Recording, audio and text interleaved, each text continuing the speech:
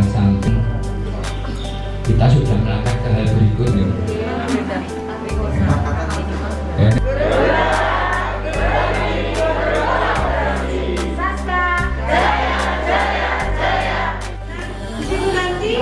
Ada salah satu tempat dari panjenengan untuk mengepalkan tangan,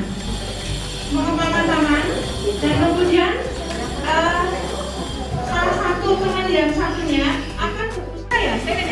Oh baik. Bu Naomi kan teman lagi nih, mau positif. Jadi disiplin yang positif itu sebenarnya yang harusnya bagaimana sih? Kecil-kecil ya tulisannya. Oke. Di yang disampaikan dia tadi adalah kalau orang sendiri atau si anaknya sendiri tidak mau berbagi. Yang kedua, perilaku buruk terlihat sebagai suatu kesalahan. Terkadang kita di dalam mendidik siswa untuk disiplin, kita akan berpikir kalau itu ada dalam diri kita masing-masing. Bagaimanapun orang membujuk, bagaimanapun orang memberikan motivasi, kalau dirinya sendiri tidak ada niat untuk berubah, itu tidak akan bisa tercapai apapun yang diinginkan. Siswa kita dengan nilai kebaikannya menuju ke arah yang positif. Jadi disebut dengan keyakinan kelas. Mestinya karena kita sekolah disesuaikan dengan visi sekolah. Saya lanjutkan. Nah, ini contoh dari kesepakatan kelas. Di sini ada peraturan kelas, masuk ke keyakinan kelas, lagi ke yang positif, masuk ke menggantikan atau konsekuensi. Coba yang pertama Bapak Ibu, ini termasuk hukuman, sanksi atau konsekuensi.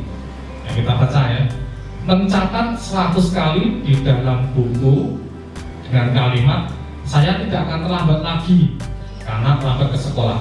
Termasuk hukuman, sanksi atau konsekuensi? Hukuman?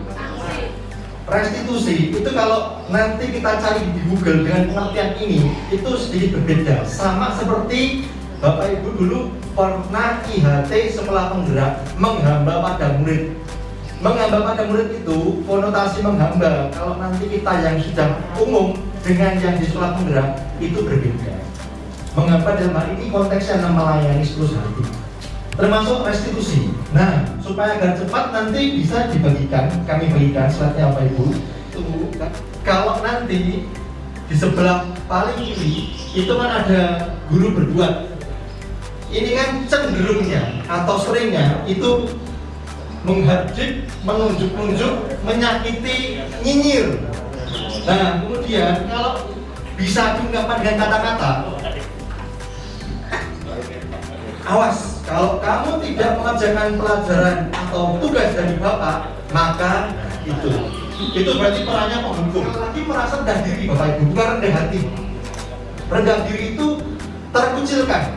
Nah, minder, tidak pede, gitu nih. Nah, kemudian harapan guru penggerak itu ada di 3 ini sebagai teman. Teman ini guru berkata membuat alasan-alasan untuk murid-muridnya, memposisikan kita sebagai guru itu bisa dianggap sebagai teman, sehingga apa yang ada masalah di muridnya itu kita bisa tahu, kita bisa menjadi konselor atau bisa mengkonseling, mendukung, membuat orang merasa bersalah ini sedikit asing. Nah, pemantau di sini Bapak Ibu, guru berbuat ini menghitung dan mengukur. Maksudnya apa Bapak Ibu?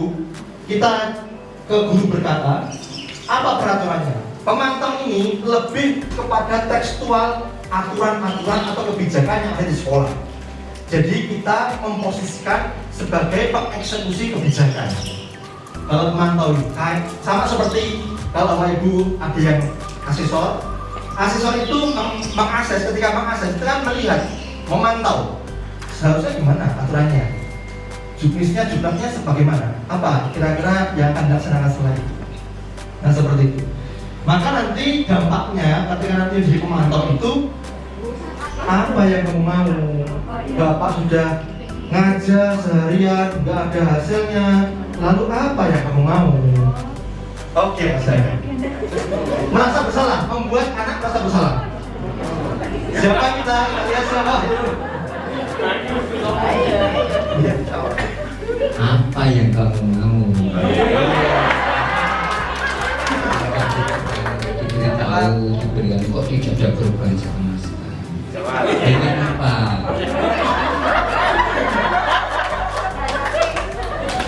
Dijawab coba, jawab. Dijawab, Bu. Monggo, jawab. Dijawab. Saya maunya dari Iya. Baru benar. Kan belum bisa kan harus yang benar. Dia tapi kadang-kadang budinya nggak boleh. Pakai tepuk tangan, Bu. Saya akan menutupnya dengan yang dinamakan dengan segitiga restitusi. Sebelumnya, apa yang akan saya sampaikan ini sebenarnya hanyalah simpulan dari apa yang disampaikan dari materi pertama sampai terakhir. Saya ajak dulu Bapak Ibu bahwa paradigma tentang pembelajaran Ki Hajar Dewantara yang pertama kali dikonsepkan, didengung-dengungkan oleh pengonsep dari GB ini adalah konsep pembelajaran bahwa kita, guru itu adalah petani. Kita bisa membayangkan Bapak Ibu, kalau misalnya ada sebuah proses nih, ada seorang petani yang akan menanam atau membajak sawah. Kira-kira kita sebagai guru adalah siapa yang rekoso? Siapa yang nanti mendapatkan hasilnya? Siapa? Jadi bisa diasumsikan bahwa proses kita pembelajaran ini yang harusnya itu bekerja keras adalah petani. Jadi ketika kita mengalami, kita mendapati murid-murid yang rodok spesial dalam tanda kutip, berarti itulah saatnya kita bekerja lebih keras. Dan cara yang baru yang kita terima baru saja adalah kita mendapatkan konsep terbaru bahwa setiap murid itu memiliki kodrat yang memiliki kebaikan dari dalam diri. Jadi sekarang seharusnya kita akan melakukan restitusi. Ini saya juga mohon izin Pak Daroji, ini sesepuhnya video. Mestinya kalau masalah seperti ini itu sudah ngotot luar biasa. Bagi saya hal baru, tapi bagi beliau Bapak Ibu yang di BK sudah ngotot. Proses menciptakan di mana murid itu harus menemukan sendiri kesalahan mereka itu apa. Kemudian apa tadi motivasinya, dan kita kembalikan kepada keyakinan kelas bahwa apa yang kita miliki, kita yakini hal-hal baik apa yang ada dalam murid itu yang seharusnya akan menjadi istilahnya kembali kepada jalan. Nah, ini kita belajar tentang segitiga restitusi. Bisa next. Bukan paksaan. Jadi bukan seperti ini lagi. Kamu tidak ngerjain PR, nanti tak hukum 10 kali lipat. Kamu nek terlambat, tak suruh lari 10 kali lipat. Tidak lagi seperti itu nih.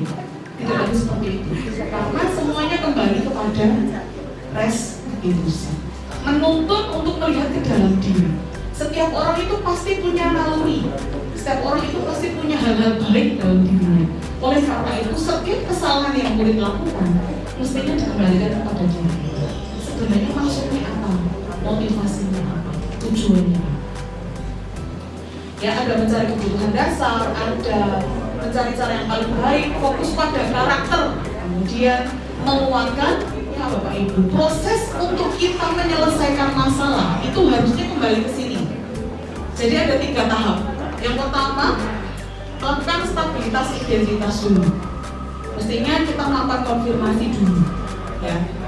Nah, kemarin itu kami Bapak Ibu CGB itu diminta untuk membuat sebuah video skenario segitiga pelaksanaan segitiga restitusi. Jadi saya mengambil contoh ada satu anak yang tidak mengikuti PJJ beberapa hari, kemudian tidak mengikuti pembelajaran matematika. Ya, itu contoh saja, diambil dari 2 kasus. Kemudian prosesnya adalah saya mengajak salah satu murid tersebut untuk bersama-sama kita obrolan.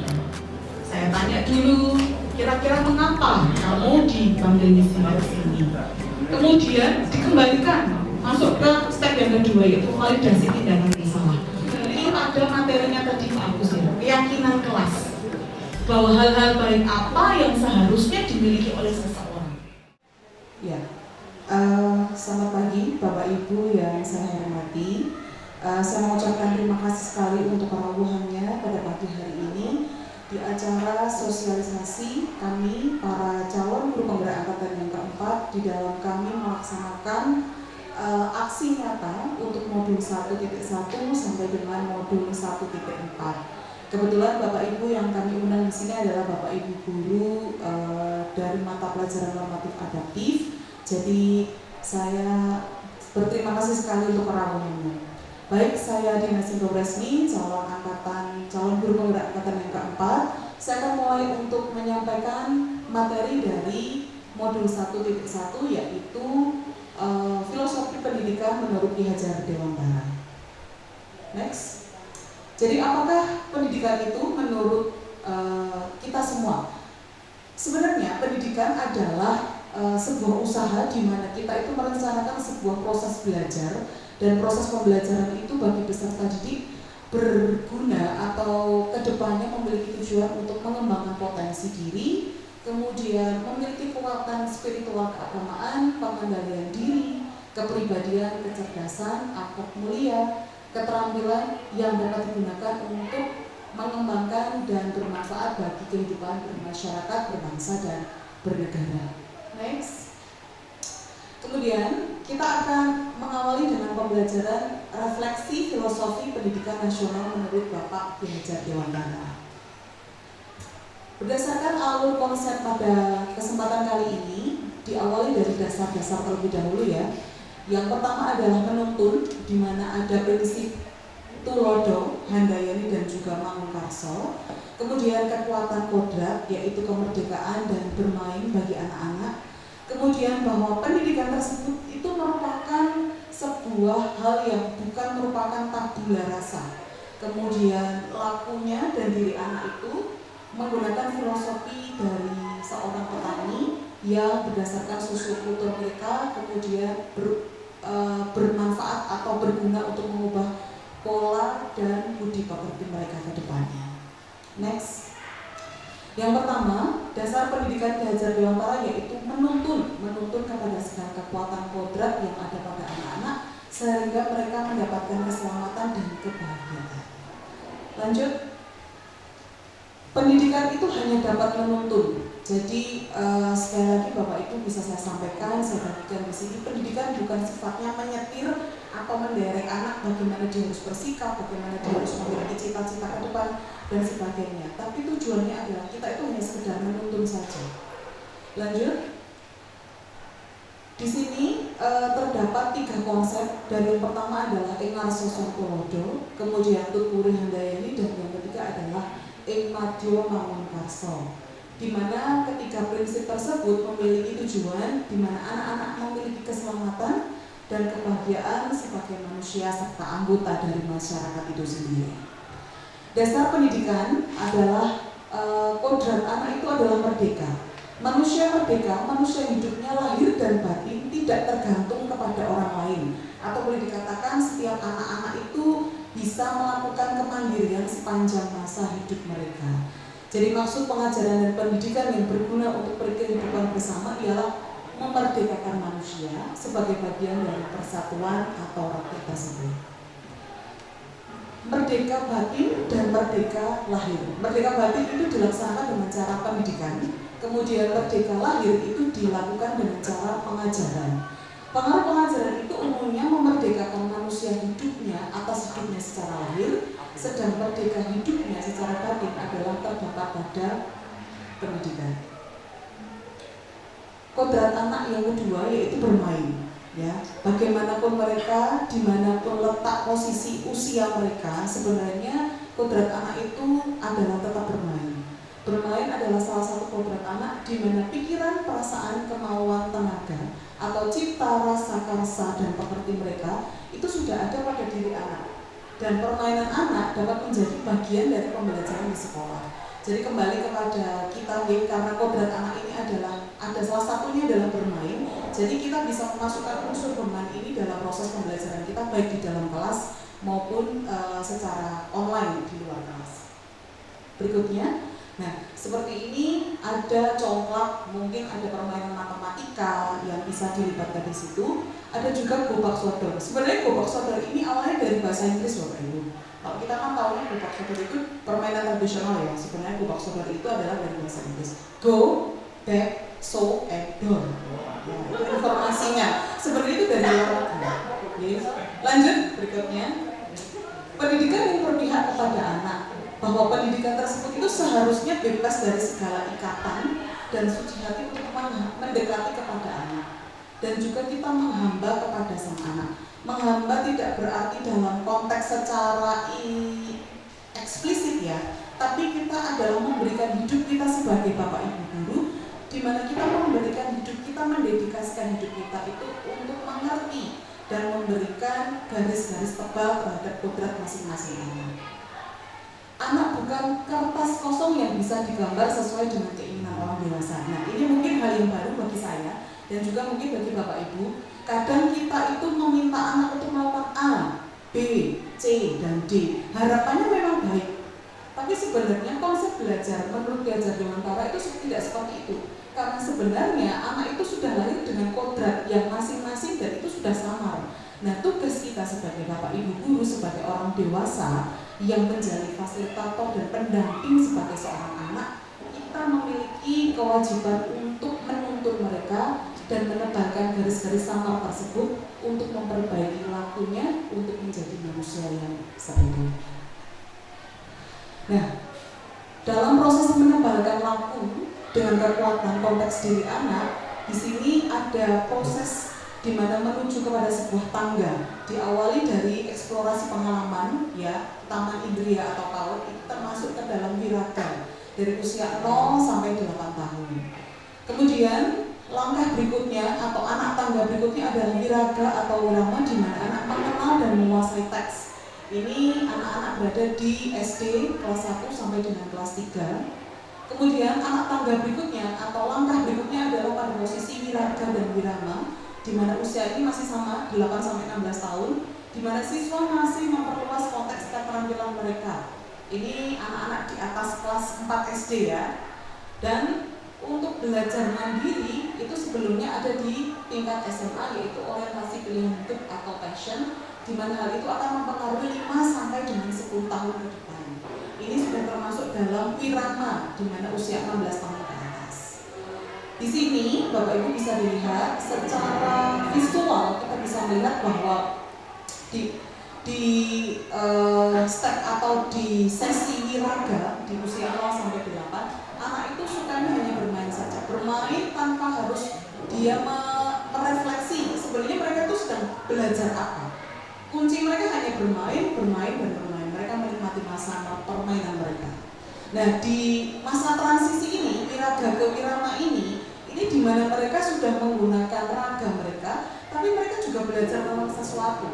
Nah, ini masa transisi mereka. Boleh dibilang kalau kita itu mereka menyebutnya masa remaja. Kemudian langkah berikutnya wirama, di mana usia mereka 16 sampai 20 tahun, 24, masa sosial di mana mereka mulai menyadari bahwa semesta bergerak beserta dengan irama. Mereka mulai memikirkan apa yang akan mereka raih ke depannya nanti, bagaimana ke depan mereka bisa hidup dengan passion atau minat dan keinginan mereka masing-masing. Oke, budi pekerti, watak, karakter adalah bersatunya perpaduan harmonis antara gerakan, pikiran, perasaan, kehendak atau kemauan sehingga menimbulkan tenaga atau semangat di mana mereka itu akan mencapai pada sebuah keseimbangan. Jadi Bapak Ibu, di dalam hidup kita itu ada pikiran, ada perasaan, ada kehendak atau kemauan, dan juga ada pekerti. Nah, tujuan dari sebuah pendidikan itu sebenarnya adalah kita harus mengolah ini supaya semua sisi-sisi tersebut itu menjadi seimbang, dan di mana keseimbangan itu terjadi, anak itu memiliki keselarasan hidup pada masa dewasa mereka. Hal ini terjadi ya seperti ini. Jadi kenong, saron, kendang, kemudian gong itu harus memiliki iramanya masing-masing, temponya masing-masing. Sama seperti cita rasa karsa tadi, harus waktunya harus sesuai dan seimbang. Nah, ini juga contohnya keseimbangan dan keselarasan hidup. Next. Dasar pendidikan itu kita seperti petani ya. Di dalam kita menanam sebuah tanaman itu pasti kita memiliki tujuan di mana ketika kita menanam jagung, kita menuntut tumbuhnya jagung, ia dapat memperbaiki kondisi tanah, memelihara tanaman tersebut, memberi pupuk, memberi air, membasmi ulat, jamur, dan mengganggu hidup tanaman, sehingga tanaman yang pada awal kita tanam itu harapannya dia akan nanti bertumbuh, berkembang, dan kemudian berbuah. Pesan kuncinya adalah Bapak Ibu, pendidikan itu menuntut segala kodrat, kembali kepada kodrat anak nih, pada anak-anak sehingga mereka dapat mencapai kembali lagi keselamatan dan kebahagiaan mereka. Menuntun kuncinya adalah melakukan kolaborasi kita sebagai Bapak Ibu guru, kemudian kita berpikir kritis dan reflektif, komunikatif, kreatif, dan inovatif. Tujuannya nanti ini, anak-anak memiliki karakter ini. Dan selamat dan bahagia itu maksudnya well-being. Well-being itu maksudnya seperti apa? Anak-anak itu bisa hidup dengan kaki mereka sendiri. Mereka bisa mandiri, mereka bisa menentukan bagaimana ke depan mereka akan hidup berdasarkan minat, interest, dan passion mereka.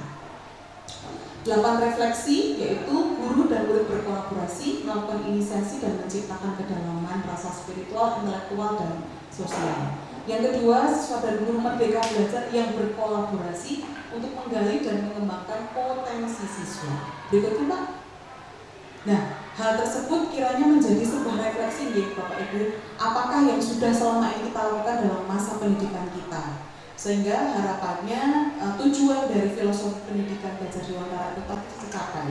Jadi nggak cuma sekedar kita datang mengajar materi yang kita berikan, tapi kita juga berharap anak-anak itu mendapatkan panggilannya, mengerti sendiri benar-benar sungguh bahwa dia bisa mengenali dirinya, dan ke depan dia juga bisa hidup secara mandiri dan dewasa lewat keseimbangan dan keselarasan hidup dari cipta rasa dan reaksi mereka.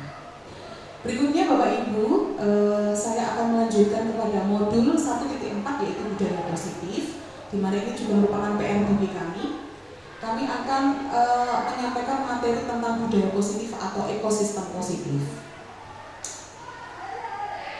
Maksud dari budaya atau ekosistem positif ini adalah kita dapat memperbaiki tanah, memelihara tanaman padi, memberi pupuk dan air seperti tadi ya, membasmi ulat dan jamur-jamur yang mengganggu hidup, taman padi dan sebagainya. Ini adalah kehidupan seorang petani, panggilan seorang petani, panggilan juga sebagai seorang guru. Lanjut. Nah, ini kita akan memulai dari sebuah perubahan paradigma. Jadi Bapak Ibu, kalau selama ini mungkin kita masih berpikir dengan cara mendirect anak-anak itu kita bisa mengubah anak dari sesuatu yang kurang baik menjadi baik. Sebenarnya itu tidak mutlak benar, karena ada sebuah perubahan paradigma di mana ada kepalan tangan, dan kepalan tangan ini dari setiap masing-masing anak atau dari setiap masing-masing kita itu tidak bisa terbuka kalau tidak kita sendiri yang memiliki kehendak untuk membuka tersebut. Nah, hal ini itu sama dengan pendidikan. Hal ini sama dengan budaya positif yang akan kita ciptakan ke depan. Nah, ini ada beberapa ilusi kontrol. Yang namanya ilusi itu berarti tidak nyata, Bapak Ibu. Itu tidak nyata. Jadi mungkin ini selama ini menjadi konsep kita, konsep berpikir kita, tapi sebenarnya ini adalah hal yang salah atau hal yang tidak benar. Guru mengontrol murid, nah, kemudian kritik membuat orang merasa bersalah dan menguatkan karakter. Dan selanjutnya, pada awalnya ini adalah sesuatu yang tidak benar. Nah, mari kita belajar lagi, karena sebagai seorang guru kita terus belajar. Kalau tadi ilusi tersebut, pernyataan-pernyataan tersebut merupakan ilusi, kemudian yang benar yang seperti apa? Bisa kita lihat di depan, teori motivasi perilaku manusia. Ini bukan hanya sekedar teori yang saya buat sendiri ya, ini berdasarkan riset bahwa motivasi manusia itu ada dua, yaitu eksternal dan juga internal. Mungkin kita seringkali ini sangat relate dengan kehidupan kita. Motivasi eksternal itu apa? Ketika kita menghindari ketidaknyamanan atau hukuman, kemudian ketika kita ingin mendapatkan imbalan atau pujian dari orang lain, itu menjadi sebuah motif kita dalam kita melakukan sesuatu. Nah, itu merupakan motivasi eksternal. Baik itu terjadi dalam diri kita sebagai guru, tapi juga kadang terjadi juga dalam kehidupan anak-anak. Nah, yang benar, motivasi internal itu adalah bagaimana kita menghargai diri kita sendiri, bagaimana kita mengkonsep kita itu harus menjadi pribadi seperti apa, seharusnya itulah yang menjadi motivasi kita dalam kehidupan dalam menjalankan semua aktivitas kita dan perbuatan kita.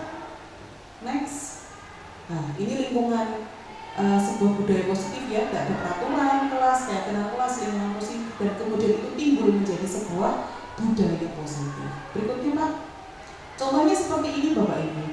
Dari sebuah kesepakatan kelas ada datang tepat waktu, menjaga kebersihan, berdoa, aktif dalam pembelajaran, tertib, saling menyayangi, semangat belajar, dan peduli. Nah, kesepakatan ini tidak bisa datang dari hanya sekedar guru saja, tapi itu harus datang dari dua belah pihak, di mana guru memberikan masukan, kemudian siswa menyadari, dan itu menjadi sebuah kesepakatan yang akan dilaksanakan selama masa panjang pembelajaran atau pendidikan tersebut. Nah, ini adalah contoh di mana seringkali kita temui ya, apa itu peraturan, apa itu keyakinan. Saya ambil dua saja. Selalu kembalikan buku ke tempatnya, itu sebuah peraturan, tapi berbeda dengan kesepakatan atau keyakinan kelas. Ini tentang tanggung jawab, di mana ketika siswa itu diberikan rasa tanggung jawab tersebut, dia akan melakukan pengembalian buku ke tempat itu bukan karena disuruh, bukan karena aturan, tapi karena memang karakternya dia itu seperti itu. Dilarang mengganggu orang lain, karena apa? Kita harus menghormati orang lain yang ada di sekitar kita.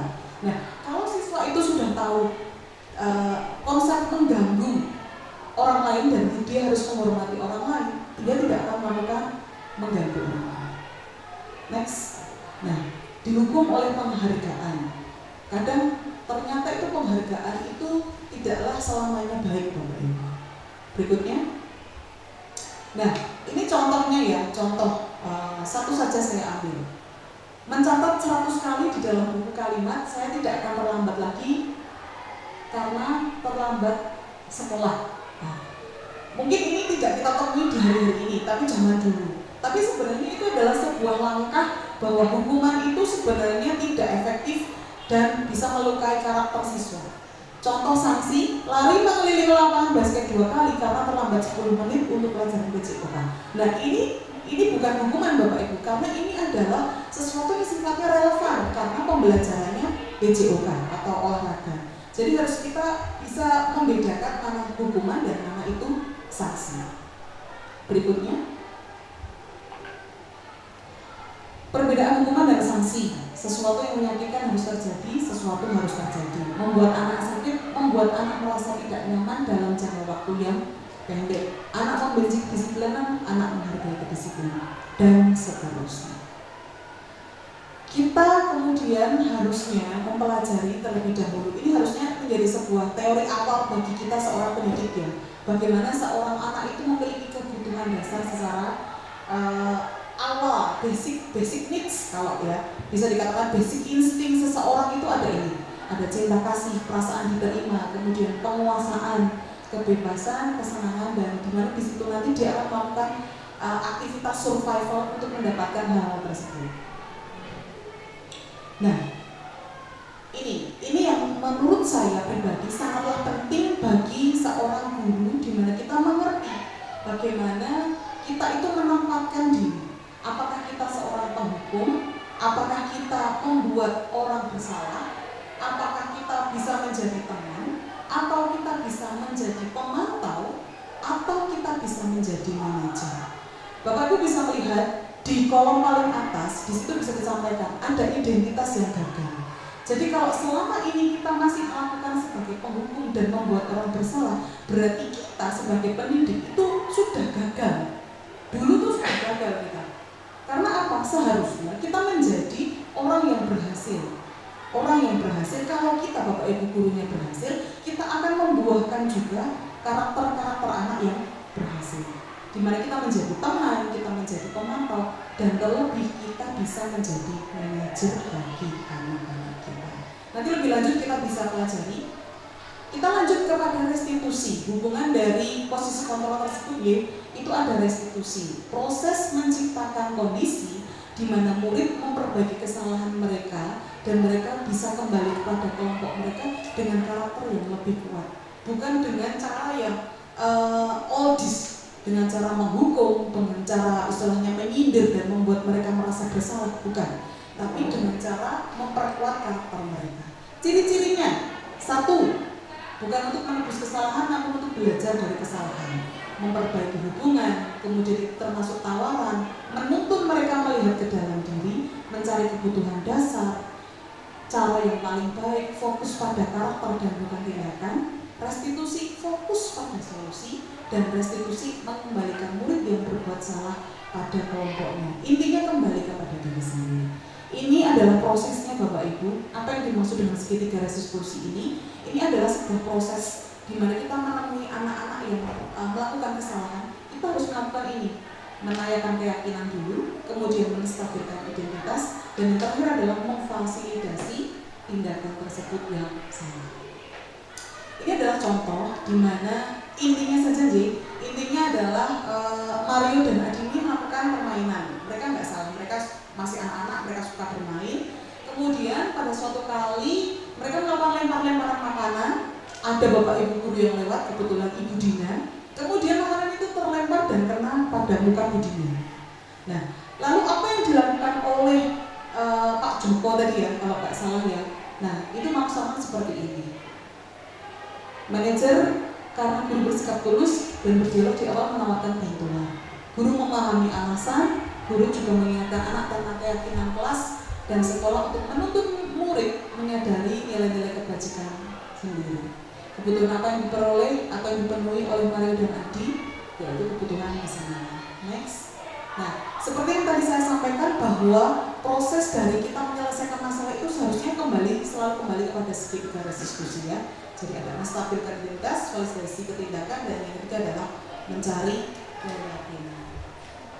Pada akhirnya anak-anak tadi, Mario tadi meminta maaf kepada Bu Dina dan menyadari apa yang mereka lakukan bahwa itu merugikan dan berperilaku lagi lebih baik lagi ke depan. Next. Nah, Bapak Ibu, demikian apa yang bisa saya sampaikan. Saya sangat berharap bahwa apa yang kita pelajari atau kita bagi sama-sama pada pagi hari ini menjadi sesuatu yang bermanfaat. Tidak hanya bagi Bapak Ibu, terutama berawal dari kepada kami dulu sebagai calon guru penggerak. Saya harus belajar dan tidak hanya sekedar selesai pada belajar, tapi juga saya harus melakukannya. Semoga ini bermanfaat dan sekali lagi terima kasih untuk perawahannya. Semoga ini menjadi sesuatu yang berguna ke depan bagi Bapak Ibu sebagai guru, sebagai pendidik, dan juga sebagai pengajar. Saya tutup sekali lagi dengan pantun seperti biasanya. Undur-undur di dalam parit, jalan bersama berjajar. Karena kita guru juga adalah murid, mari kita tidak berhenti untuk belajar. Sekali lagi terima kasih untuk perhatiannya. Selamat pagi dan salam guru penggerak SMK 1 Jaya Jaya.